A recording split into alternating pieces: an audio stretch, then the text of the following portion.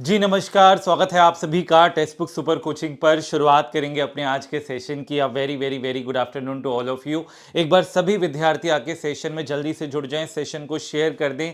हम लोग शुरुआत करने वाले हैं अपने आज के सेशन की। अमृता, पूजा, मिकी, फन विद एके, सुमन, सभी का स्वागत है। कर्णिका, विदु, आ जाओ बेटा सभी के सभी। स्टार्ट करते हैं सभी रेडी हो जाओ, ठीक है, तैयार हो जाओ। हाँ बिल्कुल, आप सभी के लिए सेशन बहुत खास, बहुत इंपॉर्टेंट होने वाला है।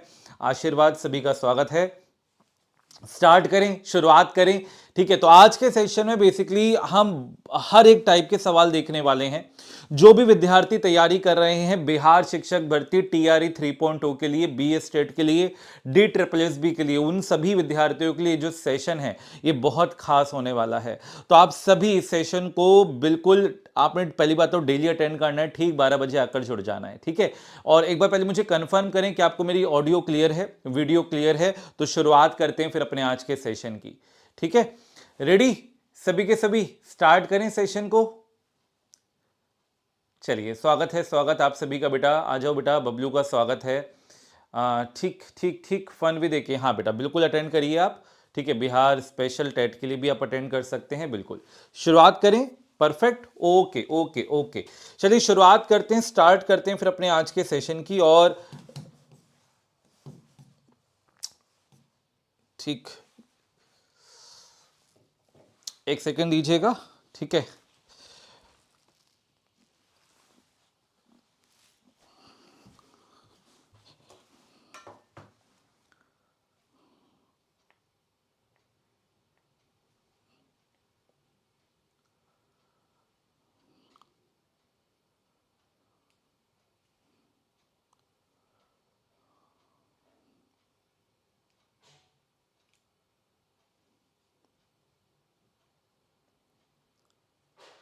चलिए,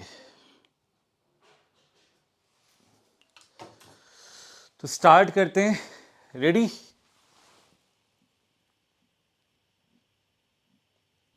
चलिए बेटा। तो देखिए, आपके सेशन का जो फर्स्ट क्वेश्चन है वो आपके सामने ये रहा। क्वेश्चन को ध्यान से पढ़ेंगे, आराम से पढ़ेंगे। सभी को क्वेश्चन विजिबल है, दिख रहा है। देखिए क्वेश्चन में आपसे क्या कहा गया है।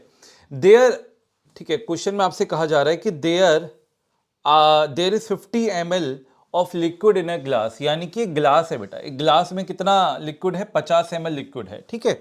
उसमें 7 मार्बल डाले जाते हैं। कितने मार्बल डाले जाते हैं? 7 मार्बल डाले जाते हैं। तो लिक्विड 85 ml तक चढ़ता है ना। अगर 50 मार्बल डाल देते हैं तो लिक्विड 85 ml तक क्या हो जाता है, ऊपर उठ जाता है। जब भी आप कोई भी चीज डालते हैं तो ऊपर चढ़ जाता है। तो कह रहा है अगर उसमें 10 मार्बल डाले जाएं तो लिक्विड कितना ऊपर तक उठेगा, आपको ये पूछा जा रहा है। चलिए भाई, जल्दी से बताएं क्या क्या आंसर आएगा। फर्स्ट क्वेश्चन आपके सामने है, आंसर करिए, बताइए क्या आंसर आएगा। चलिए पहला सवाल, और आपस में बातचीत कोई नहीं करेगा, ठीक है। आपस में बातचीत कोई नहीं करेगा। मैं देखता हूं सिर्फ आप लोगों की बातचीत चलती है। अरे भैया, कईयों को तो मैंने ये कहते हुए सुना कमेंट सेक्शन में कि जब एग्जाम आएगा तब पढ़ेंगे। अरे ऐसे नहीं होता, तैयारी पहले से करनी होती है। और अब तो पूरी सर के ऊपर गाज गिर गई है। अब बताओ क्या करोगे। तभी तो कहते थे कि रेगुलर पढ़ाई करना शुरू करो, ठीक है। रेगुलर आना शुरू करो, है ना। तभी कहते थे बेटा कि ये भूल जाओ कि जब एग्जाम होगा, है ना, ठीकरा कभी फूटेगा, ठीक है। अब बोल देगा कल एग्जाम है, अब बताओ क्या कर लोगे। इसलिए कहते थे कि रेगुलर आया करो, लेकिन नहीं, बात नहीं मानी। हम तो जब पेपर होगा तब पढ़ेंगे। चलिए ओके, चलो आगे बढ़ते हैं, इस सवाल पर आते हैं, ठीक है। इस सवाल पर आते हैं। देखो बेटा, आपके सामने ग्लास है। इस ग्लास के अंदर मैंने 7 मार्बल डाल देनी है। दिख रहा है आपको, 7 मार्बल डालेंगे। देखो, एक आ गई, दूसरी आ गई, फिर तीसरी को मैंने डाला, और ये मैंने चौथी फेंकी, फिर पांचवी, फिर छठी, फिर सातवीं, है ना। और जैसी मैंने ये 7वीं मार्बल फेंकी तो इसका जो जो लेवल है ना वो देखो बढ़ गया है। लेवल क्या हो गया है? बढ़ गया है, राइज हो गया है। दिख रहा है आपको, लेवल क्या हो गया है? बढ़ गया है। यानी अगर मैं मानकर चलूं यहां पर, ठीक है, अगर मैं यहां पर मानकर चलूं कि जो पहले जो लेवल था वो यहां पर कितना था, 50 ml था। अब वो कह रहा है कि जब 7 मार्बल डाली हैं तो 85 ml तक चला गया है। यानी मैं ये कहूंगा कि भैया 50 से 85 ml चला गया, तो बोलो कितना ml उठा है, तो आप कहेंगे 35 ml चढ़ा है। कब, कितनी मार्बल डालने पे, 7 मार्बल डालने पर। तो मैं देखूंगा एक मार्बल डालने पर कितना चढ़ेगा, तो एक मार्बल डालने पर 5 ml चढ़ेगा। ठीक है, एक मार्बल डालने पर कितना चढ़ेगा, 5 ml। तो हमसे कह रहा है अगर 10 मार्बल डालोगे तो कितना हो जाएगा, लिक्विड राइजेस अप टू, कहां तक हो जाएगा, आपसे ये कह रहा है। तो अगर मैं बोलूं एक मार्बल पे 5 ml उठता है तो 10 मार्बल पे कितना उठेगा, 10 का 5 से गुणा करेंगे यानी 50 ml उठेगा। अब देखो यहां पर ना दो ऑप्शन है, एक 50 है और दूसरा क्या है, 100 है। अब बच्चा क्या कर सकता है, 50 ही बार कर सकता है, 100 भी बार कर सकता है। अब बात को समझो, क्वेश्चन में क्या पूछा है, वो कह रहा है उसमें 10 मार्बल डाले जाएं तो लिक्विड कितना ऊपर तक उठेगा, ऊपर तक उठेगा, ऊपर है ना, वो ये नहीं कह रहा कितने से ऊपर उठेगा ना, कितना ऊपर तक हो जाएगा। तो कितना तक हो जाएगा, 50 ml पहले था, 50 से और उठेगा तो 100 ml तक हो जाएगा। तो बेटा ये जो बच्चे ऑप्शन नंबर ए मार्क कर रहे हैं यहीं पे गच्चा हो जाता है, यहीं पे आंसर गलत हो जाता है। तो ए करेक्ट आंसर नहीं है, right answer will be option number C, यानी कि 100 ml हमारा करेक्ट आंसर है। पहले में क्लीन बोल्ड हो गया। चलो अगला सवाल, नेक्स्ट क्वेश्चन ये रहा आपके सामने। अरे है, आजा अगला सवाल बेटा ये रहा आपके सामने। नेक्स्ट क्वेश्चन जल्दी से बताएं। एक आकृति दे रखी है, एक फिगर आपको दे रखी है, आपसे कह रहा है इसमें कितने त्रिभुज हैं, यानी कि how many triangles are there. जल्दी से बताइए इसके अंदर कितने त्रिभुज हैं। मैथ्स और रीजनिंग दोनों को चमकाता हुआ चलूंगा, जल्दी से बताओ क्या आंसर आएगा। ठीक है, how many triangles are there, इसके अंदर कितने त्रिभुज हैं, जल्दी से आंसर करिए सभी के सभी। 11 हैं, 8 हैं, 10 हैं या फिर 6 हैं। ठीक है, एक ऑप्शन और ले लो, नन ऑफ दीज, एक ऑप्शन और ले लो, नन ऑफ दीज। ठीक है, 5 ऑप्शन ले लो। चलो बताओ क्या आंसर आएगा। रन आउट हो गए, अरे चलो कोई नहीं, आओ जरा इस सवाल पर आते हैं। हाँ, भागम भाग नहीं करनी, आराम से समझना है। 6 आंसर आ रहे हैं काफी बच्चों का, 6 आंसर कर रहे हैं, बहुत बढ़िया, बहुत शानदार। तो 6 काफी बच्चों ने यहां पर आंसर दिया है तो 6 उनको त्रिभुज दिख रहे हैं। अब मेरी बात को ध्यान से समझना कि आपने इस क्वेश्चन को कैसे चमकाना है, बहुत फोकस के साथ देखिएगा। देखो बेटा, आपने ना ये देखना है कि यहां पर अंदर आपको जितने इंटरसेक्शन पॉइंट्स दिख रहे हैं, है ना, यानी जितने प्रतिच्छेदी बिंदु दिख रहे हैं, कितने दिख रहे हैं, आपने कहा सर 1 2 3 4 5 दिख रहे हैं। तो जितने दिखे मेरा लाल उसका दुगना कर देना, दुगना ई है चमकाने का तरीका, यानी कि 10 मिलेंगे 10। अरे कहां तुम्हें 6 दिख रहे हैं कुछ गुंजन 15 कह रही हैं, गुंजन 15 दिख रहा है ऑप्शन में मेरा लाल है, 15 कहां से मिल जाएंगे बताओ। कुछ 11 कह रहे हैं, अरे ये सीधा सीधा चमकाने का तरीका होता है। अब देखो दिखा भी देते हैं कि 10 है कहां पर, वो भी देख लो। ठीक है, देखो 1 2 3 4 5, 5 तो त्रिभुज ये हो गए, सीधा सीधा मोटा मोटा दिख ही रहे हैं। अब अपन को 5 और दिखाने हैं और अभी दिखा देंगे। अब देखो ये 5 जो त्रिभुज मिलेंगे ना, ये यहां से मिलेंगे इन वर्टेक्स से। देखो इस वर्टेक्स से एक त्रिभुज आपको दिख रहा है, ये वाला दिखा आपको एक त्रिभुज, इस वाले वर्टेक्स से एक त्रिभुज ये दिखेगा, देखो इस वाले वर्टेक्स से यानी कि इस वाले शीर्ष से एक त्रिभुज ये दिख गया, हो गया दूसरा। अब इस पर आते हैं, एक तीसरा त्रिभुज आपको ये दिख गया, तीसरा हो गया। अब इस वाले से आ जाओ, चौथा आपको ये दिख गया, सही है, और इस वाले से पांचवा आपको ये दिख गया। तो 5 तो ये थे और इन 5 शीर्षों से 5 त्रिभुज और बनेंगे तो कुल त्रिभुज हो जाएंगे 10 त्रिभुज। 10 ट्राइंगल्स आर देयर। समझे, अरे समझे कि नहीं समझे तो इस क्वेश्चन का आंसर करो और इसमें भी नन ऑफ दीज लो। चलो बताओ क्या आंसर आएगा, और मैं आपको यह दिखाऊंगा, यह समझाऊंगा कि एग्जामिनर आपको कहां पर क्लीन बोल्ड करता है। चलो इस सवाल का जवाब दो, बताओ क्या आंसर आएगा, इस सवाल का जवाब दो क्या आएगा। 90% बच्चे ने इस क्वेश्चन का आंसर रॉन्ग करके आते हैं एग्जाम के अंदर, क्या रॉन्ग करके आते हैं 90% बच्चे। अब देखो आप 10% में है, 90% में, बताओ क्या आंसर आएगा। 12 12 12 सभी का आंसर आ रहा है, 12 12 12 आंसर कर रहे हैं, ऑप्शन नंबर सी की तरफ जा रहे हैं। ठीक है, तो 1 2 3 4 5 6 वर्टेक्स दिख रहे हैं और 6 का दुगना 12 आपने मार्क कर दिया, जो कि आंसर हो गया गलत। ऐसी हंसेगा बेटा जालिम, ठीक है, जालिम क्या है, ऐसे ही हंसेगा बेटा। 1 मिनट दीजिएगा बस, है ना। आप देखो जरा,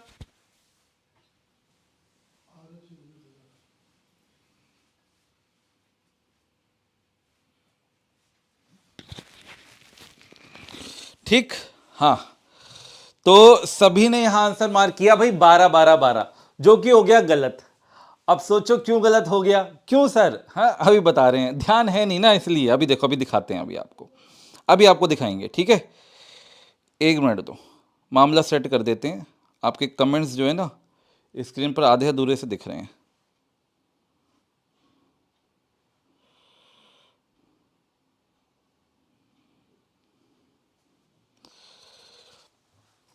हाँ अब आ जाओ, सही है। देखो बेटा यहां पर समझो इस बात को। देखो 1 2 3 4 5 और 6 त्रिभुज तो नजर आ रहे हैं मेरे को। अब अगर मैं बोलूं मुझे इन वर्टेक्स से त्रिभुज बनाना है, अरे कैसे बन जाएगा इस वर्टेक्स से, बताना। इस वर्टेक्स से अगर मान लो मैं निकालता भी हूं तो क्या कुछ बन रहा है ना, ये तो चतुर्भुज बन रहा है, त्रिभुज बन ही नहीं रहा। भाई यहां से आप देख पा रहे हो ना, कुछ ये जो मिल ही नहीं रही है ना, ट्रायंगल बन ही नहीं पाएगा ना, इस वर्टेक्स से ट्रायंगल बन पाएगा, बन ही नहीं पा रहा है। तो ये वर्टेक्स को हमें काउंट ही नहीं करना। ये लगता है वैसा त्रिभुज है लेकिन ये है नहीं। एग्जामिनर यहीं पर गोला करता है, यहीं पे यहां पे गच्चा हम खा जाते हैं। तो कहने का मतलब 1 2 3 4 5 6, ये 6 त्रिभुज तो ये हो गए। और मोटा मोटा आप बेटा ये देखोगे ध्यान पर ध्यान से कि एक त्रिभुज आपको ये दिखेगा 7वां और एक त्रिभुज आपको ये दिखेगा 8वां, यानी कुल मिलाकर होंगे 8 त्रिभुज, यानी कि आंसर मिलेगा नन ऑफ दीज, यानी कि 8 हमारा आंसर आएगा। समझे, पकड़े बेटा, इसमें और इसमें फर्क है। ये त्रिभुज अलग है, यहां आपको दिख रहा है, इससे हमें यहां पर वर्टेक्स से त्रिभुज मिलेगा लेकिन यहां नहीं मिलेगा। तो देख के आंखें दिमाग खोलकर आंसर कर दें, है ना। ये नहीं कुछ भी आंसर मार्क कर दो। बोला था ना 90% गलत करते हैं, ऐसे गलत करते हैं। इस सवाल पर आओ, कह रहा है यदि एक वर्ग का परिमाप 50 मीटर है तो उसका क्षेत्रफल क्या होगा, सेंटीमीटर स्क्वायर में बताना है। आसान सवाल है, जल्दी से उड़ा दो क्वेश्चन को, बताओ क्या आंसर आएगा। यदि वर्ग का परिमाप 50 मीटर है, एक बात बताओ, वर्ग का परिमाप कितना है, 50 मीटर है, हमें क्षेत्रफल निकालना है, मतलब भुजा निकालेंगे। अरे भैया जी परिमाप क्या होता है, 4 गुणा भुजा, यानी 4 इंटू साइड, किसके बराबर रखेंगे, 50 के बराबर। अब एक बात बताओ, ये सेंटी में दे रखा है, वो मीटर है, तो मीटर को कर देंगे क्या, सेंटी, सेंटी कर देंगे। सेंटी कैसे करेंगे, 100 से गुणा करेंगे। 1 मीटर को सेंटीमीटर में बदलना है तो 100 से गुणा मार देंगे। अब बताइए भुजा कितनी आएगी, 4 से भाग कर दो, 4 से भाग मार दिया तो 25, 25 पंजे 125, 125 और ये 0, ये भुजा आ गई। अब मेरे को क्षेत्रफल चाहिए, क्षेत्रफल चाहिए तो साइड का क्या कर दूंगा, स्क्वायर कर दूंगा। भुजा का क्या कर दूंगा बेटा जी, वर्ग कर दूंगा। अरे बोलो हाँ की ना, यही आएगा भाई, है ना। सेंटीमीटर में ही चाहिए था ना, एक वर्ग का परिमाप तो ये हो गया, 4 से काट दिया, सही है। सेंटी में फिर ये क्यों कह रहा है, या तो चलो खैर अभी इसको करते हैं। तो 125 का स्क्वायर करेंगे तो कितना आएगा, अभी हम अपना आंसर निकालते हैं, खैर है ना। यहां देखिए 125 का स्क्वायर करेंगे तो कितना आ जाएगा आपके पास, ये 125 का स्क्वायर, 25 ज्यादा है, 25 का दुगुना 15625, 1562500 है ना, 1562500 ये आएगा, ठीक है। अब देखिए ये आपका सेंटीमीटर स्क्वायर है, या तो मुझे लग रहा है यहां पे ऑप्शन में कुछ मिस्टेक है, इसको मीटर स्क्वायर पूछना था, इसने सेंटी लगा दिया यहां पे गलती से, या तो है ना, या तो इसको मीटर पूछना था, इसने सेंटी में लगा दिया, क्योंकि जब मीटर स्क्वायर में निकालेंगे तभी ये 100 से भाग होकर ये आएगा, है ना, तभी तो भाग होकर ये आएगा, अदरवाइज कैसे आएगा। तो ये सेंटीमीटर स्क्वायर में निकला है, इसको मीटर स्क्वायर में ही बदल लो, मीटर स्क्वायर में ही निकाल लो। देखो सेंटीमीटर स्क्वायर में ये आएगा, मीटर स्क्वायर में कन्वर्ट करने के लिए 100 से 2 बार भाग करेंगे, क्योंकि आप सेंटी को मीटर में बदल रहे हैं, है ना। तो आप क्या हो जाएगा, 2 0 से 2 0 कट जाएंगी, इसको 100 से भाग करूंगा तो 156.25 आंसर आएगा मीटर स्क्वायर में। तो मीटर स्क्वायर में ही ले लो, मीटर स्क्वायर में ही ले लो, ऑप्शन और मीटर स्क्वायर में होने चाहिए थे, तभी आंसर मैच करेगा, नहीं तो नहीं करेगा, ठीक है ना। और तुक्केबाजी मत करा करो, पहले बोल रहा हूं कान खोलकर सुन लो, गणित का पेपर देने जा रहे हो, तुक्केबाजी मत करा करो। जो ऑप्शन देता हूं मान लो गलत भी होता है, उसको करेक्ट करा करो ना खुद। इतना बहुत आसान सवाल था, हर एक बच्चे को आ गया होगा, तो करेक्ट करा करो, ऐसे नहीं कि सर ने जो दे दिया हम तो उसी में से उठा लेंगे, हैं। हमारा दिल बहुत बड़ा है, हमारा दिल इतना बड़ा है कि उसके अंदर सब समा जाते हैं सर, सबको अपने दिल में रखता हूं, दिमाग खाली है, दिमाग में कुछ नहीं रखता हूं, ऐसे नहीं करना। इस सवाल पर आओ, एक आयत की लंबाई 1/3 बढ़ा दी जाती है और चौड़ाई 1/3 घटा दी जाती है, तो क्षेत्रफल पर क्या प्रभाव पड़ेगा। अब ये ना नए जमाने के सवाल हैं, अभी तक क्या होता था कि परसेंटेज इंक्रीमेंट डिक्रीमेंट किया जाता था, लेकिन अब क्या होता है कि यहां पर इन टाइप के क्वेश्चंस के अंदर ना आपसे भिन्न में बदलाव दिया जाता है और भिन्न में बदलाव पूछा जाता है। बड़ा गजब का सवाल है, चमकाने का तरीका बताऊंगा, पहले जल्दी से बताओ क्या आंसर आएगा, स्पीड के साथ आंसर करो। प्रिंस कह रहे हैं मेरा सही था, बहुत बढ़िया बेटा प्रिंस, बहुत बढ़िया। और सेशन को ना शेयर वेयर कर दो बेटा दबा के। रेगुलर क्लासेस होंगी 12 बजे, रेगुलर क्लासेस होंगी आपकी 12 बजे, ठीक है। चलो उड़ाओ क्वेश्चन को, बताओ क्या आंसर आएगा, चमकाओ बेटा, आंसर करो, ठीक है। और 12 बजे आकर जुड़ना है अगर इस बार आपने चमकाना है पेपर को तो, ठीक है, चमकाना है। आओ जरा यहां पर, एक एक समझ में नहीं आया तो सी बेटा रिपीट कर लेना उसको। अब यहां पर आते हैं, देखो बहुत गजब का सवाल है। कहता है लंबाई जो है उसमें बदलाव आया है 1/3 का, चौड़ाई में 1/3 से क्या हो रही है, बढ़ोतरी हो रही है, और चौड़ाई में क्या हो रही है, 1/3 से कटौती हो रही है। तो आपसे क्षेत्रफल में बदलाव पूछा है। अच्छा, क्षेत्रफल क्या होता है, आयत का लंबाई गुणा चौड़ाई होता है। तो कह रहा है लंबाई को बढ़ाया जा रहा है 1/3 से और चौड़ाई को घटाया जा रहा है 1/3 से। तो बोलो, कह रहा है क्षेत्रफल पे क्या प्रभाव पड़ेगा, ये आपसे कहा जा रहा है, ठीक है, ये आपसे कहा जा रहा है। अब जो मैं चीजें सिखाने जा रहा हूं, मेरी बात को ध्यान से समझना, कैसे चमकाना है आपने इस सवाल को।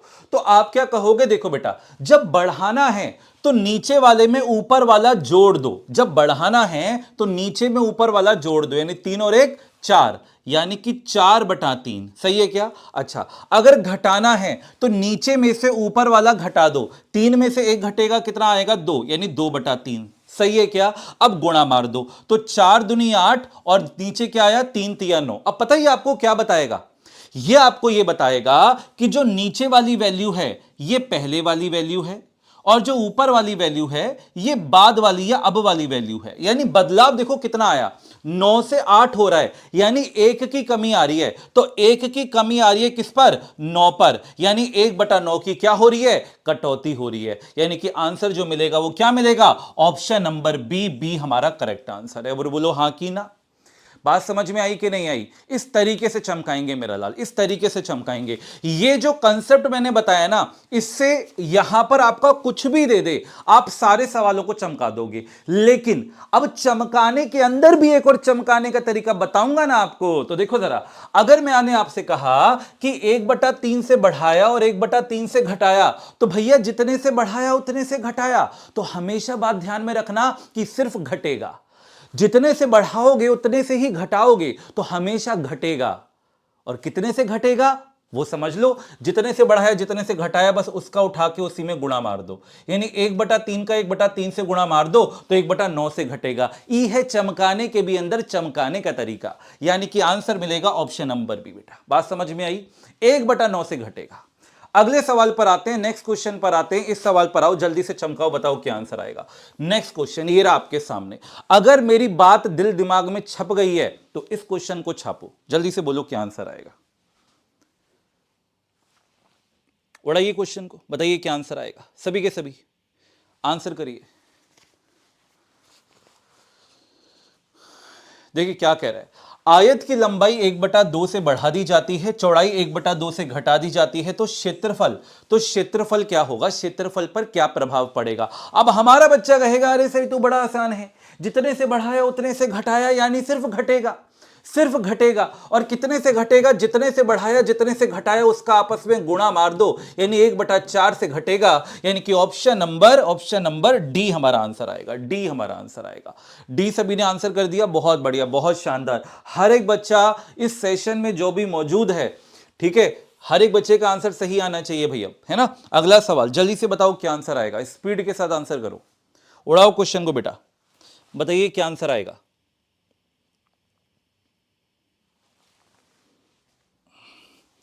आंसर करिए, और घबराना नहीं है, घबराना नहीं है। देखो सवाल में और क्या बदलाव कर सकता है अभी मैं वो भी बता दूंगा। अब ध्यान से देखो, ध्यान से देखो, आपसे कह रहा है कि भैया जितने से बढ़ाया 1/8 से बढ़ाया तो 1/8 से घटाया, और जितने से बढ़ाया जितने से घटाया तो भैया कटौती होनी है। कितने की कटौती होनी है? 1/8 का 1/8 से गुणा मार दो, इतने की कटौती होनी है, खत्म कहानी। यानी आंसर आ जाएगा 1/64। 1/64 अपना आंसर है। 1/64 की कटौती, ऑप्शन नंबर बी ठोक दो, आगे बढ़ जाओ। अच्छा, यहां पर अब और क्या पूछ सकता है वो बताता हूं। वो ये भी बोल सकता है कि मुझे बताओ प्रतिशत में क्या बदलाव आ रहा है। क्या प्रतिशत में क्या बदलाव आ रहा है? अरे तो कुछ नहीं करना, भिन्न को प्रतिशत में बदलना होता है तो 100 से गुणा मार देते हैं, बस आपने इसको 100 से गुणा मारना है, प्रतिशत में आ गया। सही है, तो बस यही बदलाव दे सकते हैं और कुछ नहीं बोलेगा। भिन्न में दे रखा है, भिन्न में पूछ लेगा या फिर प्रतिशत में पूछ लेगा, तो भिन्न में उत्तर आ गया, उसको 100 से गुणा मार देना, प्रतिशत में आ जाएगा। अगला सवाल चमकाओ बेटा। अब ध्यान से करना, आराम से करना, मुंह उठा के सीधा गुणा मत मार देना। अब ये वो वाले बेसिक वाले पर आ जाएंगे हम। खैर वो भी चमकाने का तरीका ही था कि अगर अलग अलग वैल्यूज दे देगा कि 2/3 से क्या करा जा रहा है, बढ़ाया जा रहा है, 1/4 से क्या किया जा रहा है, घटाया जा रहा है, तो कैसे कर दें, अभी बताया था मैंने। बताओ जल्दी से क्या आंसर आएगा सभी के सभी। अगर ध्यान से सुनिए बात तो इस क्वेश्चन को भी चमका दोगे सभी। बताओ क्या आंसर आएगा, आंसर करो।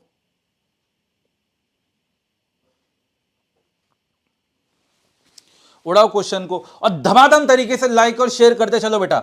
अगर पेपर है निकालना तो लाइक और शेयर करते चलो। मैं ये कह रहा हूं खोल कर रख दूंगा पूरा गणित 12 बजे वाले सेशन में, खोल कर रख दूंगा। चलो जल्दी से बोलो क्या आंसर आएगा। मैं आपसे ये कह रहा हूं आयत की लंबाई 2/3 से बढ़ा दी जाती है। अरे 2/3 से बढ़ाने का मतलब क्या है? 3 में 2 जोड़ोगे तो गुणा होगा 5/3 से। अरे बोलो हाँ की ना। 1/4 से घटाने का मतलब क्या है? 4 में 1 घटाओगे तो कितना आएगा? 3/4। अरे बोलो हाँ की ना। यही तो बताया, बढ़ाना है तो नीचे में ऊपर वाला जोड़ो, घटाना है तो नीचे में ऊपर वाला घटाओ और लिख दो और गुणा मारो। 3 से 3 गया, आ गया 5/4। ये क्या बताएगा कि पहले ये 4 था और अब ये 5 है। तो बोलो पहले 4 अब 5, तो कितने से बढ़ा? 1 से बढ़ा। तो 1 की बढ़ोतरी पहले वाले किस पर? 4 पर, यानी 1/4 की बढ़ोतरी। अरे बोलो हाँ की ना। यानी आंसर क्या मिलेगा? Option number A. सभी का आंसर आ रहा है, ए आंसर आना चाहिए। ए इज द राइट आंसर। बहुत शानदार, बहुत बढ़िया, बहुत गजब। ठीक है, ये जो 1/6 आंसर कर रहे हैं मान नहीं रहे हैं, मना कर रहा हूं भैया जी। ये जब बराबर होता है तब गुणा मारते हैं। तुम ऐसे गुणा मार के चल लोगे ना तो एग्जाम में तुम्हारी गुणा हो जाएगी। सही है, गुंजन ध्यान नहीं दे रही हो और कह रही हो फिर से हैं। सेशन में शुरुआत से हो बेटा गुंजन, ध्यान से करो बेटा, फोकस से सुनो, बतियाई काहे रही हो, पढ़ो ध्यान से।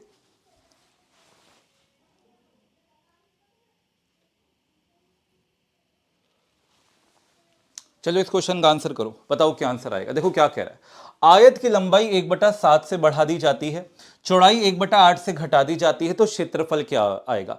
हमेशा बात ध्यान में रखना, गणित ही अंतर पैदा करेगा आपके सिलेक्शन और रिजेक्शन के बीच का। फिर कहते हो सर गणित की वजह से रह गया, समझ रहे हो? आओ जरा, ठीक है, आओ जरा एक और समझो। अगर किसी को दिक्कत है, नहीं समझ में आया तो समझो। मैंने ये बोला बेटा कि आयत के क्षेत्रफल में बदलाव पूछा है।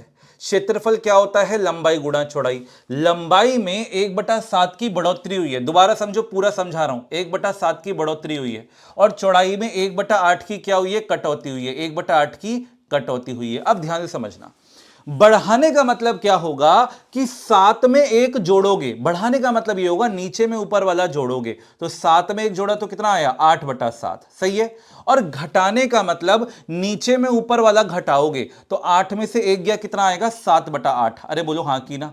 7 से 7 गया, 8 से 8 गया, ऊपर भी 1 था नीचे भी 1 था, ऊपर भी 1 है नीचे भी 1 है। बोलो कोई बदलाव हो रहा है? कोई बदलाव नहीं हो रहा सर, पहले भी 1 अब भी 1, यानी कि नो चेंज आएगा, नो चेंज आएगा, कोई बदलाव नहीं होगा। ऑप्शन नंबर डी, बहुत बढ़िया। ताल ठोक के जितने बच्चे डी ठोक रहे हैं उन सभी का आंसर बिल्कुल सही है। और ठीक 12 बजे आकर अगर नहीं जोड़ोगे तो जितने भी कंसेप्ट ये करा रहा हूं ना मिस कर दोगे।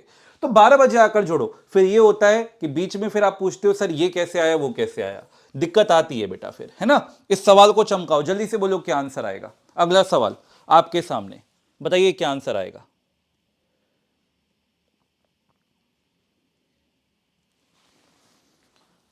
देखिए जरा, एक आयत की लंबाई 2/7 बढ़ा दी जाती है, 2/7 से लंबाई को क्या कर दिया, बढ़ा दिया, चौड़ाई को क्या कर दिया, 1/9 से घटा दिया। तो अब आपसे क्या कह रहे हैं, क्षेत्रफल में कितना परिवर्तन आएगा, चमकाएंगे उड़ाएंगे। देखिए बेटा, 2/7 से बढ़ाने का मतलब क्या है, 7 में 2 जोड़ूंगा, 7 में 2 जोड़ूंगा तो कितना लिखूंगा, 9/7 लिखूंगा। अरे बोलो हां की ना।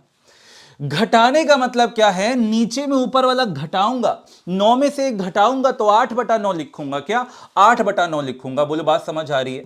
9 से 9 गया, 8/7 आ रहा है। पहले 7 था, जो नीचे वाला है वो पहले वाला है, जो ऊपर वाला है वो बाद वाला है। तो 7 था, अब 8 हो गया। तो बोलो कितने से बढ़ा, 1 से बढ़ा। 1 से बढ़ोतरी कितने पर, 7 पर। तो 1/7 की क्या हो रही है, बढ़ोतरी हो रही है, यानी कि 1/7 का इंक्रीमेंट आ रहा है। बोलो हाँ की ना। ये हिंदी में करेक्ट कर लेना भैया, हिंदी में करेक्ट कर लेना, 1/7 आएगा, 1/7 की वृद्धि। हिंदी में करेक्ट कर लेना, 1/7 की वृद्धि है वो। ठीक है बेटा, बात समझ में आ गया, क्लियर है। जल्दी से बोलो, अरे दिल और स्माइलीज दो अगर मजा आ रहा है, समझ में आ गया तो अगला सवाल ले लो। अगला सवाल आ जाओ बेटा।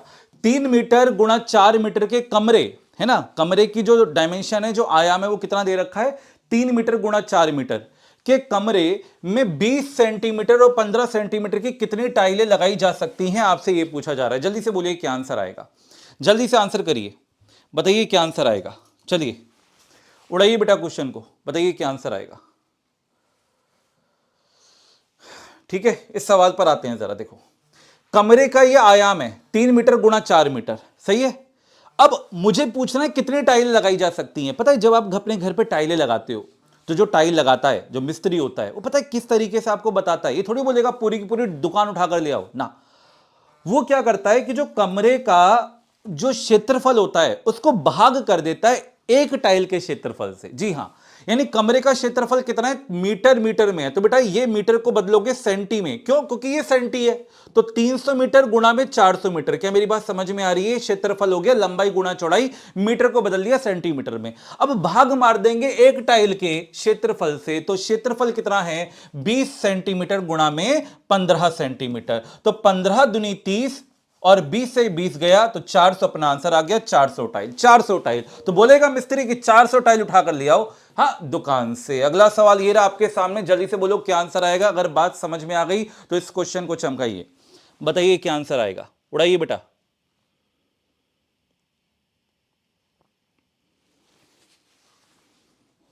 आंसर करिए। 3 मीटर गुणा 4 मीटर के कमरे में 10 सेंटीमीटर और 25 सेंटीमीटर की कितनी टाइलें लगाई जा सकती हैं, आपसे यह कहा जा रहा है। अब मेरी बात को ध्यान से समझना। मीटर है तो क्या लिखेंगे, 300 सेंटीमीटर। 4 मीटर है तो क्या लिखेंगे, 400 सेंटीमीटर। भाग किससे करेंगे, एक टाइल के एरिया से। एक टाइल का एरिया कितना है, 10 सेंटीमीटर गुणा में 25 सेंटीमीटर। बोलिए हाँ की ना। तो बेटा जी 0 से 0 गया, 25 से काट दे। तो देखो 25 से अगर मैं काटूंगा तो ये 16 पर चला जाएगा पूरा पूरा, सही है। अब 16 3 48, 480 टाइल। 480 टाइल, यानी कि ऑप्शन नंबर सी अपना करेक्ट आंसर है। सभी का आंसर आ रहा है कि नहीं आ रहा है, 480, बहुत बढ़िया।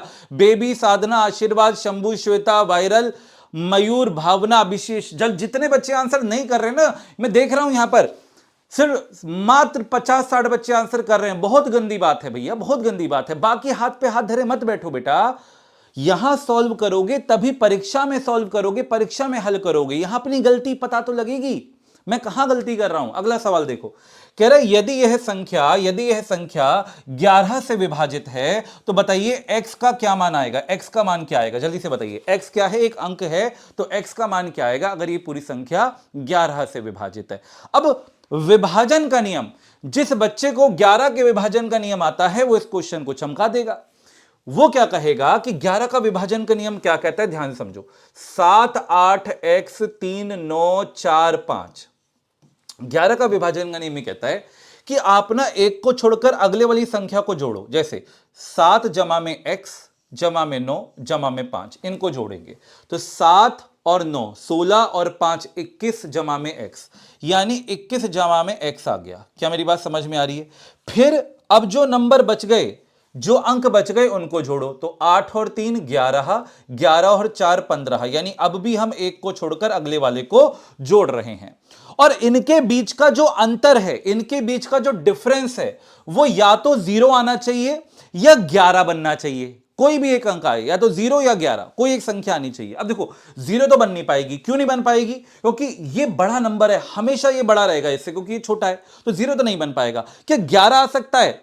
11 लाने के लिए x को क्या डालना होगा वो देख लेते हैं। तो बताओ 21 में से 15 घटाऊंगा 6 आएगा, मुझे तो 11 चाहिए। सर 11 चाहिए तो 6 आ रहा है, तो कितने की कमी रह गई? 5 की कमी रह गई। अच्छा, तो सर इसको 5 दे दो, इसको 5 दे दो, ये खुश हो जाएगा, ये 26 हो जाएगा, 26 में से 15 जाएगा, 11 आ जाएगा, यानी फिर ये पूरा पूरा विभाजित हो जाएगा। यानी ऑप्शन नंबर डी अपना करेक्ट आंसर है। 5 इज द राइट आंसर। समझे? क्लियर है बेटा? बढ़े आगे। अगला सवाल ये रहा आपके सामने। देखो क्या कह रहा है, देखो क्या कह रहा है। अब कुछ बातें होती हैं जो वो चाहता है कि आप समझ लो, स्पष्ट नहीं बोलेगा सवाल के अंदर। देखो वो यही कह रहा है, कह रहा विभिन्न अंकों से बनी अधिकतम और न्यूनतम 5 अंकों की संख्या का अंतर ज्ञात करो। विभिन्न अंक कौन से हैं वो कह रहा खुद जान लो, खुद जान लो। अलग अलग अंकों का प्रयोग करके 5 अंकों की सबसे बड़ी और 5 अंकों की सबसे छोटी संख्या बनाओ और उनके बीच का अंतर निकालो। और ध्यान रखना अंक दोहराए नहीं जाने चाहिए, है ना, अलग अलग अंक लेने हैं। जल्दी से बताइए क्या आंसर आएगा, आंसर करिए, आंसर करिए बेटा, क्या आंसर आएगा? विभिन्न अंकों से बनी अधिकतम और न्यूनतम 5 अंकों की संख्या का अंतर आपने बताना है। अब मेरी बात को ध्यान से समझिएगा, यहां पर ध्यान से समझिएगा। मैंने आपसे ये कहा कि विभिन्न अंकों से बनानी है, तो मैं यार सबसे बड़ा संख्या बनाना चाहता हूं, सबसे बड़ा अंक लूंगा। तो 0 से लेकर 9 तक में सबसे बड़ा अंक 9 है, तो 9 लूंगा, फिर 8 लूंगा, फिर 7 लूंगा, फिर 6 लूंगा, फिर 5 लूंगा। मेरे पास बन गई 5 अंकों की सबसे बड़ी संख्या। अब मैं देखूंगा 4 अंकों की सबसे छोटी संख्या, तो मैं 1 को उठाऊंगा, क्योंकि 0 को लूंगा तो सिर्फ 4 अंकों की बन पाएगी। तो 1 लिखा, फिर 0, फिर 2, फिर 3, फिर 4। अंक दोहराए नहीं जाने चाहिए ना, तो ये बनी सबसे छोटी 5 अंकों की संख्या। इनके बीच का अंतर ले लूंगा, 1, 3, 5, 8, 8, 8, 8, 5, 3, 1, 8, 8, 5, 3, 1। ऑप्शन नंबर बी अपना आंसर है। बी को ठोको आगे बढ़ो, बी को ठोको आगे बढ़ो, बी अपना करेक्ट आंसर है बेटा। अगला सवाल, नेक्स्ट क्वेश्चन आ रहा है आपके सामने। अगला सवाल चमकाएगा मेरा हर एक शेर और शेरनी। प्रथम 10 अभाज्य संख्याओं के गुणनफल का इकाई अंक आपने ज्ञात करना है। प्रथम 10 अभाज्य संख्याओं के गुणनफल का इकाई अंक ज्ञात करना है। जल्दी से बताइए क्या आंसर आएगा, सभी के सभी आंसर करें, सभी के सभी आंसर करें। कल ध्यान समझना बेटा, कल 12 बजे वाले सेशन में ना मैं आप सभी के लिए बहुत गदर सेशन लेकर आ रहा हूं, गदर सेशन लेकर आ रहा हूं। जितने बच्चे कहते थे ना सर TRE 1 का पेपर बड़ा मुश्किल है, TRE 2 का पेपर बड़ा मुश्किल है, मैं ये कह रहा हूं उन पेपर के सवालों को उठाकर लाऊंगा और आपको 1 घंटे के अंदर दोनों पेपर के सवाल चमका के ले जाऊं, मैं चमका के दिखाऊंगा। विद इन सेकंड्स आपने कैसे उड़ाना है उन सवालों को, वो गजब के तरीके आपको कल 12 बजे के सेशन में मिलेंगे। बड़ी मेहनत से डिजाइन करा है उस सेशन को, कल 12 बजे आना मत भूलना, ठीक है। इस सवाल पर आते हैं। अब मुझे बताओ 10 अभाज्य संख्याएं वो कौन सी हैं? तो सर 2 है, 3 है, 5 है, 7 है, 11 है, 13 है। अरे हाँ ना, क्या 1 2 3 4 5 6 हो गई, है ना। अब 13 के बाद क्या आएगा? 17 आ जाएगा, फिर 19 आ जाएगा, फिर 23 आ जाएगा, फिर 29 आ जाएगा, है ना, फिर 31 आ जाएगा। तो 1 2 3 4 5 6 7 8 9 10 आ गई, 29 तक आ गई। इनका इकाई अंक ज्ञात करना है गुणा करके, तो सबका गुणा करके इकाई अंक ज्ञात करना है। तो 2 तिया 6, 6 पंजे 30। अब बात को ध्यान से समझना, यहां पर 30 का क्या आ गया? 0 आ गया। 30 का क्या आ गया? 0 आ गया। और 0 इतना ढीठ है ना कि उसकी गुणा आप किसी से भी कर लो वो 0 ही देता है। 0 की गुणा किसी से भी कर लो वो 0 ही देता है। कहने का मतलब बेटा जी ये था, अब जो मैं आपको यहां चमकाने ले जा रहा हूं, बात को ध्यान से समझना। तो यहां पे आंसर क्या हो गया? 0। अगर मान लो परीक्षा के अंदर आपसे पूछ ले 10 ना देके बोले कि 59, प्रथम 59 अभाज्य संख्याओं के गुणनफल का इकाई अंक क्या होगा, तब भी आप क्या बोलोगे? 0 होगा। क्यों?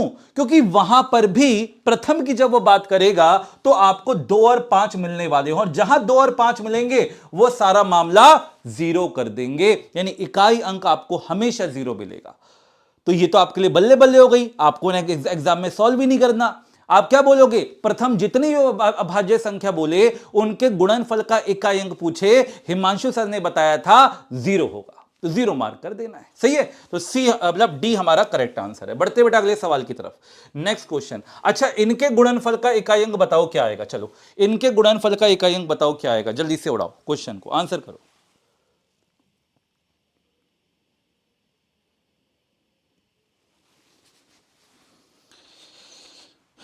आंसर करो। अच्छा हमारा एक शेर और शेर या शेरनी जो भी है वो कह रहा है अगर प्रथम नहीं होगा तो 5 आएगा। बहुत बढ़िया बोल रहे हो बेटा।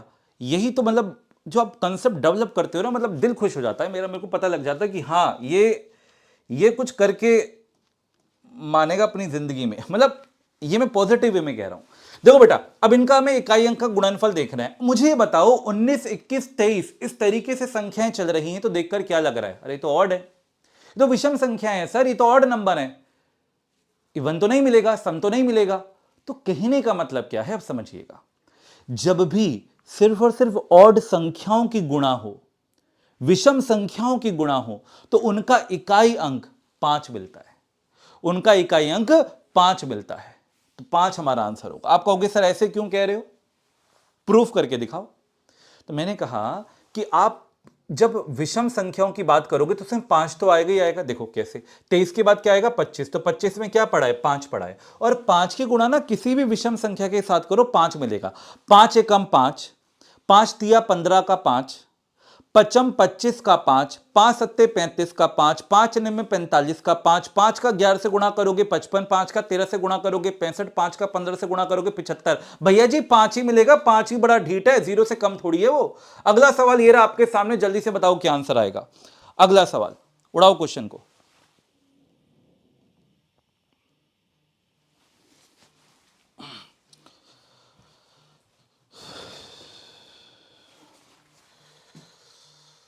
ठीक है उड़ाओ बेटा क्वेश्चन को। देखो क्या कह रहा है, 35 गुणा 36 गुणा 37 से लेके 159 तक जा रहा है, आपको इसका इकाई अंक ज्ञात करना है। अब मुझे एक बात बताओ, इकाई अंक अगर ज्ञात करना है तो यहां पर आपको क्या मिल रहा है, अरे सर 35 के अंदर 5 पड़ा है 5, लेकिन इस बार 5 के साथ विषम नहीं है, 5 के साथ विषम नहीं है, क्या है सम है। और जब सम मिल गया, इवन मिल गया, तो भैया जी तो 0 कर देगा। 6 पंजे 30 का 0 मिल गया, और 0 सबको 0 कर देगा, यानी कि 0 अपना आंसर है ना। तो 0 हमारा आंसर है। अगला सवाल जल्दी से बोलो क्या आंसर आएगा। अगला सवाल जल्दी से बोलो क्या आंसर आएगा, उड़ाओ क्वेश्चन को।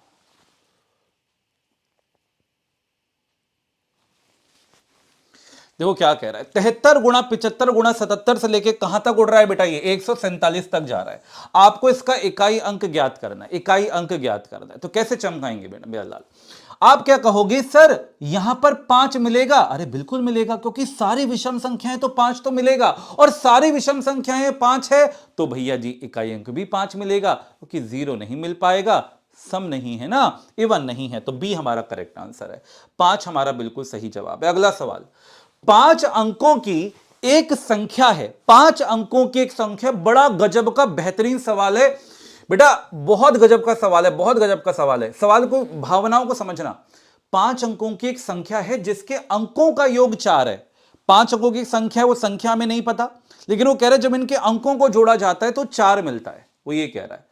तो कह रहा है अंकों का गुणनफल ज्ञात करो, यानी उन अंकों को जब मैं गुणा करूंगा तो क्या आएगा। अब इस सवाल को जरा समझते हैं, बहुत बढ़िया सवाल है। 5 अंकों की संख्या 1 2 3 4 5, सही। अंकों का योगफल 4 है। अच्छा अंकों का योगफल 4 कैसे हो सकता है वो समझते हैं। अंकों का योगफल 4 ऐसे भी तो हो सकता है, 4 0 0 0। आप कहोगे सर तो मजे ले रहे हो आप, आपने 0 जानकर क्यों डाला, 4 को बांटो ना सब में तो थोड़ी आएगा 0। मैंने कहा अच्छा, मैंने कहा ठीक है भैया 4 को बांट देते हैं सबके साथ। तो 4 को बांटा मैंने 1 1 1 1।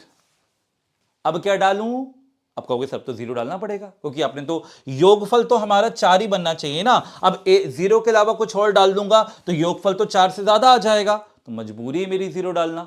यानी 5 अंकों की कोई भी संख्या हो, अगर उनके अंकों का योगफल 4 आ रहा है तो मेरी मजबूरी है कि उसमें एक अंक मुझे 0 डालना ही पड़ेगा। और जैसे एक अंक 0 मिलेगा वो सारा काम 0 कर देगा। वो कह रहा है अगर अंकों की गुणा करें तो क्या मिलेगा, तो भैया जी 0 मिलेगा, यानी 0 अपना आंसर है। चमका चमका। बहुत बढ़िया सवाल है बेटा, बहुत गजब का सवाल है। इस सवाल पर आ जाओ जरा। अगला सवाल ये रहा आपके सामने, उड़ाओ क्वेश्चन को, उड़ाओ क्वेश्चन को। तो रीजनिंग मैथ दोनों को साथ लेता हुआ चल रहा हूं, जल्दी से बताओ क्या आंसर आएगा। पूरे 40 नंबर 45 नंबर पक्के कर दूंगा। उड़ाओ उसके क्वेश्चन को बेटा, बताओ क्या आंसर आएगा, आंसर करो। 1 3 7 15 31 और 63 क्या कह रहा है? अगली जो दो संख्या है वो क्या आएंगी, आपसे ये पूछा जा रहा है। ध्यान दीजिएगा बेटा, 1 से 3 गया तो कितना जोड़ रहा है? 2। 3 से 7 4 जोड़ रहा है, 7 से 15 8 जोड़ रहा है, 15 से 31 16 जोड़ रहा है, 31 से 63। यानी अब अगर आपने ध्यान से देखा तो आपने पैटर्न पकड़ लिया। क्या? 2 एकम 2, 2 दूनी 4, 2 मतलब 4 दूनी 8 है ना, 2 एकम 2 मतलब 2 दुगना होता जा रहा है, दुगना जुड़ता जा रहा है। ऐसे देख लो, 2 का 4, 4 का 8, 8 का 16 और फिर 16 का 32 जुड़ना चाहिए। तो देखो जुड़ रहा है क्या? हाँ जुड़ रहा है। तो फिर अगला जुड़ेगा 64 और उसके अगले वाला जुड़ेगा 128। तो 4 और 3 7, 6 और 6 12, 127 और 127 में जोड़ेंगे तो 128 मिलेगा 255। यानी कि ऑप्शन नंबर डी अपना करेक्ट आंसर है। D is the right answer. D अपना बिल्कुल सही जवाब है बेटा। बढ़ते हैं अगले सवाल की तरफ। नेक्स्ट क्वेश्चन ये रहा आपके सामने। इस सवाल को चमकाओ, जल्दी से बोलो क्या आंसर आएगा।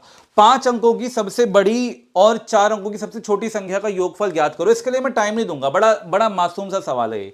5 अंकों की सबसे बड़ी संख्या क्या मिलेगी बेटा जी? ये मिल जाएगी। और 4 अंकों की सबसे छोटी संख्या क्या मिलेगी? 4 अंकों की सबसे छोटी संख्या ये हो गई। इनका योगफल निकालना है, जोड़ देंगे। 9 9 9 9 और 1 10, 10 हासिल गया 1, 9 और 1 10। तो देखो ये कौन से विकल्प में पड़ा हुआ है? 100999। ऑप्शन नंबर डी में पड़ा हुआ है। डी अपना आंसर हो जाएगा। मैंने इसके लिए आपको टाइम नहीं दिया क्योंकि ये बड़ा आसान सवाल था। सही है, सभी ने कर लिया होगा।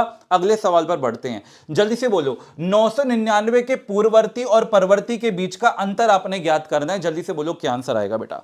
अगला सवाल आपके सामने, उड़ाइए क्वेश्चन को, आंसर करिए।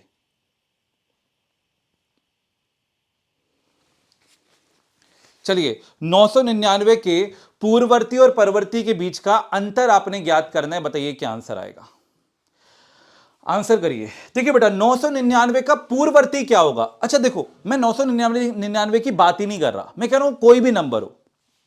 मान लो कोई भी नंबर n है, ठीक है, इसका पूर्ववर्ती क्या होगा? n-1। और इसका परवर्ती क्या होगा? एक आगे वाला नंबर क्या होगा? n+1। अगर मैं इनके बीच का अंतर देखूं तो क्या आएगा? इनके बीच का मैं अंतर देखूं तो क्या आएगा? तो सर n+1 में से अगर मैं माइनस करूंगा तो ये माइनस हो जाएगा और ये प्लस हो जाएगा, n से n जाएगा यानी कि 2 आएगा। क्या मेरी बात समझ रहे हो? किसी भी संख्या के पूर्ववर्ती और परवर्ती के बीच का जो अंतर होता है वो हमेशा 2 होगा। आपको निकालने की जरूरत ही नहीं है, तो बस ठोक देना ऑप्शन नंबर सी और यही हमारा आंसर है। सही है बेटा। अगला सवाल, तो बताओ जल्दी से, ये संख्या आपको दे रखी है तो इसके पूर्ववर्ती और परवर्ती के बीच का अंतर क्या होगा? उड़ाओ क्वेश्चन को, बताओ क्या आंसर आएगा। सभी के सभी आंसर करो।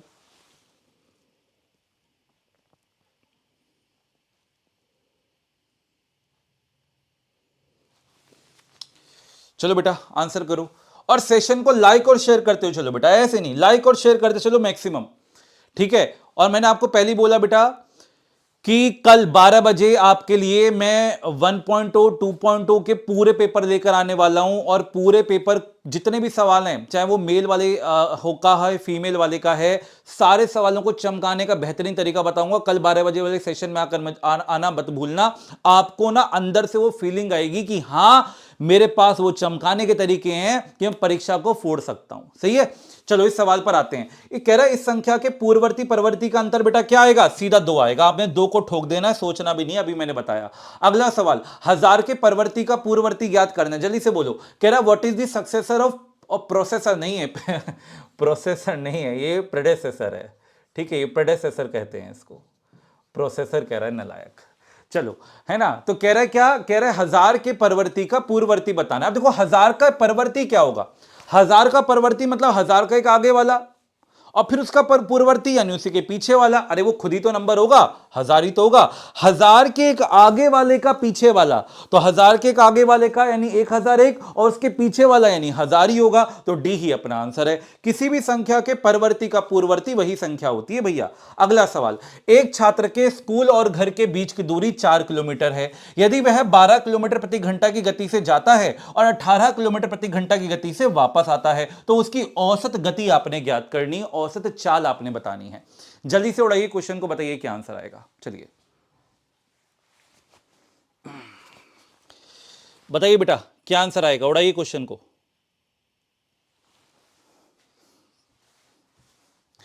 एक बात बताओ, स्कूल के घर के बीच की दूरी दे रखी है, फिक्स्ड दूरी है, ऐसा तो नहीं है दूरी बदल जाने वाली है ना, दूरी वही रहने वाली है, ये दूरी मिटने वाली नहीं है, दूरी वही रहेगी, है ना, समान दूरी है।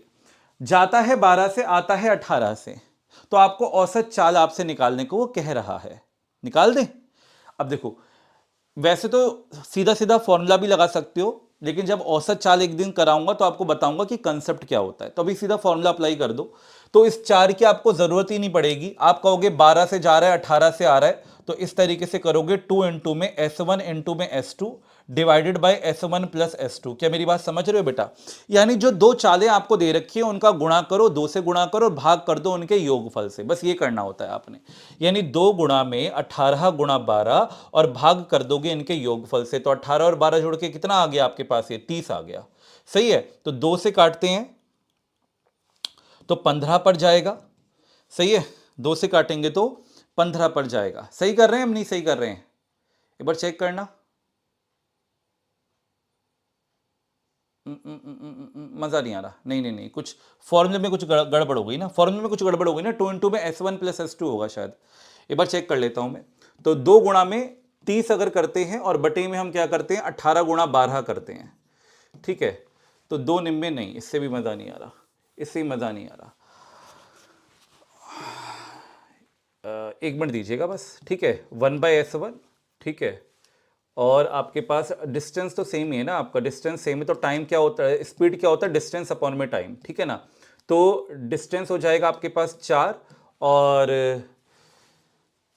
स्पीड है ना, स्पीड हमें निकालनी है, औसत चाल निकालनी है, तो टाइम होगा डिस्टेंस अपॉन में स्पीड, ठीक है। तो टाइम हो जाएगा डिस्टेंस अपॉन में स्पीड, यानी 4/12, और यहां पर हो जाएगा आपके पास 4/18, ठीक है। मैं 4 ले ही नहीं रहा, मैं बस डी लेकर चल रहा हूं, ठीक है, और यहां पर S1 लेकर चल रहा हूं, यहां डी लेकर चल रहा हूं, यहां S2 लेकर चल रहा हूं, ठीक है। तो ये जो टाइम आ गया आपके पास। अब स्पीड औसत चाल क्या होती है कि जितना भी डिस्टेंस है उसको जोड़ देंगे, यानी डी प्लस डी, है ना, जाने का और आने का, सही है ना। टोटल डिस्टेंस अपन में टोटल टाइम टेकन क्या होगा, D/S1 प्लस में D/S2, सही है क्या। तो D से D कॉमन आ जाएगा, वो कट जाएगा, तो 2 ऊपर आ गया, और 1/S1 प्लस 1/S2 आएगा, ठीक है। नो यही मिलेगा आपके पास, है ना, S1 S2 ऊपर चला जाएगा, यही मिलेगा, ये सही है, ठीक है। इसको सॉल्व करो, देखो कितना आ रहा है आपके पास, सॉल्व करो, 14.4 आ रहा होगा ना, तो सी अपना करेक्ट आंसर है, ठीक है। सी अपना करेक्ट आंसर, यही मिलेगा आपको, यही सही फॉर्मूला है, कोई दिक्कत की बात नहीं है, फॉर्मूला डिराइव भी हो गया, सही फॉर्मूला ये, ठीक है, कोई दिक्कत नहीं है, ठीक है। अच्छा पता है आपको कि मैंने इस फॉर्मूले में मैंने यूं क्यों करा, क्योंकि ये फॉर्मूला मैं यूज ही नहीं करता, और मैं कहता हूं आप भी यूज मत करो, आप इस क्वेश्चन को खुद चमका सकते हो। तो जब मैं औसत चाल कराऊंगा ना, मैं बताऊंगा कि आप डिस्टेंस खुद कंसिडर कर सकते हो, और वहां से आपका ये सीधा आंसर आ जाएगा। आपको ये फॉर्मूला अप्लाई नहीं करना, ठीक है, ये फॉर्मूला अप्लाई मत करना, क्योंकि जब 3 चालें आती हैं, ये 4 स्पीड आती है, तो वहां फंस जाते हो।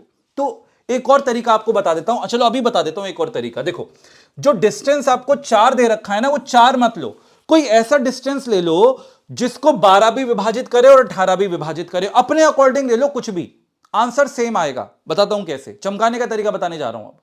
तो 12-18 का एलसीएम क्या आएगा, 36, दोनों 36 मान लो उस दूरी को। तो मुझे बताओ कि स्पीड क्या होती है, जो एवरेज स्पीड होती है वो क्या होती है, टोटल डिस्टेंस ट्रेवल्ड, तो जाने का 36 और आने का 36, सही है क्या। नीचे आता है टाइम, टाइम क्या होता है, टाइम होता है डिस्टेंस अपॉन में स्पीड, टाइम क्या होता है, डिस्टेंस अपॉन में स्पीड। बेटा जाने की दूरी 36 है और चाल कितनी है 12, तो 12 तिया 36, यानी कि टाइम आ गया 3। फिर ऐसे जाने की दूरी है 36 और चाल कितनी है आने की 18, यानी कि समय आ गया 2, समय कितना आ गया 2 घंटे, सही है। अब बस दोनों को जोड़ो, और 36 36 कितना हुआ 12 सॉरी 36 72 72/5 कितना आएगा 14.4, यानी कि ऑप्शन नंबर सी अपना करेक्ट आंसर है, ठीक है। सी अपना करेक्ट आंसर है, समझ में आ गई बात। तो इस तरीके से हम बहुत इजीली चमका सकते हैं सवाल को, बहुत इजीली चमका सकते हैं। ये चमकाने का तरीका है, अपने अकॉर्डिंग वो डिस्टेंस मान लो जिसको दोनों चालें पूरा पूरा डिवाइड कर रही हो। बहुत बेहतरीन तरीका है, बहुत बेहतरीन तरीका है बेटा। अगले सवाल पर आते हैं, नेक्स्ट क्वेश्चन पर आते हैं। इस सवाल पर आइए, कह रहा 8 10 12 से विभाज्य 4 अंकों की सबसे छोटी संख्या आपने बतानी है। चलिए उड़ाइए क्वेश्चन को। 8, 10 और 12 से विभाजित 4 अंकों की सबसे छोटी संख्या कौन सी है, आपसे ये पूछा जा रहा है। तो एक बात बताओ, यही तो दे रखी है, तो चमका देते हैं। कैसे चमकाएंगे सर? देखो 8, 10 और 12 तीनों से विभाजित होनी चाहिए ना ये। हाँ, तीनों से विभाजित होनी चाहिए। 10 से हो रही है क्योंकि सबके पीछे 0 लगा हुआ है, तो 10 से तो हो जाएगी, है ना। आगे 8 से क्या ये विभाजित हो रही है? अंतिम के 3 अंकों को देखो, ये 8 से विभाजित है। क्या ये 8 से विभाजित है? हाँ ये भी है। क्या ये 8 से विभाजित है? हाँ ये भी है। क्या ये 8 से विभाजित है? नहीं, ये 8 से विभाजित नहीं है, तो ये आंसर गया, ये आंसर गया। अब 12 से विभाजित चेक कर लेते हैं। देखो 12 से विभाजित हो रहा है क्या ये?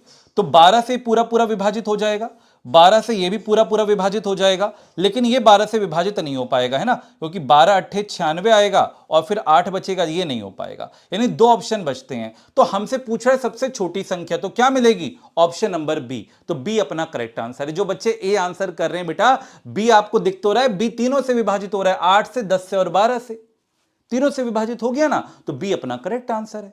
That's it, B is the right answer. छोटी संख्या देखनी थी, तो बी हमारा करेक्ट आंसर हो जाएगा। तो मैं कह रहा हूं यहां पर वैसे कंसेप्ट ये होता है कि आप एलसीएम निकालते हो किसका? 8, 10 और 12 का, और फिर उसका ऐसा मल्टीपल देखते हो जो 4 अंक की सबसे छोटी संख्या है। लेकिन इतना डीप जाने की जरूरत नहीं है, सीधा चेक करो ऑप्शन से। 8 से जो पूरा पूरा हो, 10 से जो पूरा पूरा हो, 12 से जो पूरा पूरा हो, और जो पूरा पूरा हो रहा है उसमें भी सबसे छोटी उठा लो, वो हमारा आंसर हो जाएगा। तो option number B will be the right answer. अगला सवाल बेटा, आपसे पूछा जा रहा है कि ये जो आपके सामने खुला पासा दिया हुआ है, इससे कितनी बंद डाइसेस पॉसिबल हैं, क्लोज डाइस पॉसिबल हैं? जल्दी से बताइए क्या आंसर आएगा, स्पीड के साथ आंसर करो।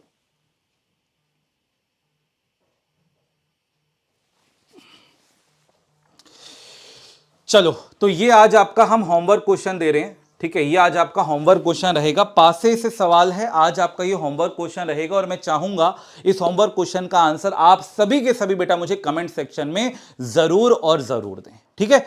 अब साथ ही साथ बिहार स्टेट और बीपीएससी टीआरई 3.0 का अगर आप तैयारी करना चाहते हैं, तो पूरी की पूरी टॉपिक वाइज जो वीडियोस हैं वो अवेलेबल हैं कोर्स के अंदर। मेरी आपके लिए मेरी वीडियोस अर्थमेटिक की, एडवांस की, सारी वीडियोस आपके लिए अवेलेबल हैं। तो आप लोग, स्क्रीन के नीचे नंबर दिख रहा होगा, डेट इज 8700, मैं यहां पर भी लिख देता हूं, 8700320257। इस नंबर पर आपने जस्ट व्हाट्सएप मैसेज कर देना है या कॉल कर देना है, और आपको बैच से जोड़ दिया जाएगा। जैसे मान लीजिए आप बीपीएससी का तैयारी कर रहे हैं, तो आपने बस मैसेज डाल देना है, हाय बीपीएससी, हाय बीपीएससी, बस आपने ये मैसेज डाल देना है। यहां से आपको पेड बैच का एक लिंक आएगा, वहां से जाके आप उस पेड बैच में एनरोल कर सकते हैं। आज के दिन डिस्काउंट भी चल रहा है, तो आप एनरोल कर सकते हैं। साथ ही साथ सर मुझे खुद से ज्वाइन करना है, मैं खुद से कैसे ज्वाइन कर सकता हूं? तो कुछ नहीं करना, आपने टेक्स्ट बुक पर जाना है, आपने गूगल क्रोम खोलोगे, आप जाओगे testbook.com, testbook.com, testbook.com पर गए, गेट स्टार्टेड पर आपने जाना है। यहां पे आपने नंबर अपना डाल देना है, लॉगिन कर लेना है, ठीक है। ओटीपी आएगा, लॉगिन हो जाएगा। फिर लेफ्ट हैंड साइड पर यानी बाईं तरफ आपको सुपर कोचिंग दिखाई देगा। क्या दिखाई देगा? Super coaching. सुपर कोचिंग पर क्लिक करना है। सुपर कोचिंग पर क्लिक करने के बाद में आपने लेफ्ट हैंड साइड पर जाना है, टीचिंग एग्जाम्स के सेक्शन पर गए। जैसे टीचिंग एग्जाम के सेक्शन पर आप जाओगे, आपको यहां पर आपके सारे बैचेस दिख जाएंगे। अब जैसे मान लीजिए आपने बीपीएससी के बैच में एनरोल करना है, जो आपको दिख रहा है बिहार शिक्षक भर्ती बीपीएससी टीआरई 3.2, आपने इसी बैनर पे क्लिक करना है। फीस कितना दिख रहा है? 1259। इस पर डिस्काउंट कैसे मिलेगा? अप्लाई कूपन के सेक्शन पर जाना, जो ब्लू कलर से दिखेगा, और कोड मैं आपको बता देता हूं, डेट इज HIMANSHU, यानी कि हिमांशु, ठीक है। हिमांशु कोड यहां पर अप्लाई करोगे, तो आपने यहां पर जाकर अप्लाई कर देना है, और देखिए फीस आपकी हो जाएगी यहां पर 1169, और आप यहां से एनरोल कर सकते हैं, ठीक है। तो ये था मेरी तरफ से आप लोगों के लिए आज का सेशन। मैं मिलूंगा आप लोगों से नेक्स्ट क्लास में, और कल ठीक 12 बजे सभी आना बिल्कुल मत भूलना। बहुत बेहतरीन सेशन लेकर आ रहा हूं। तब तक के लिए जय हिंद, जय भारत, नमस्कार। आप सभी का दिन बहुत बहुत शुभ हो।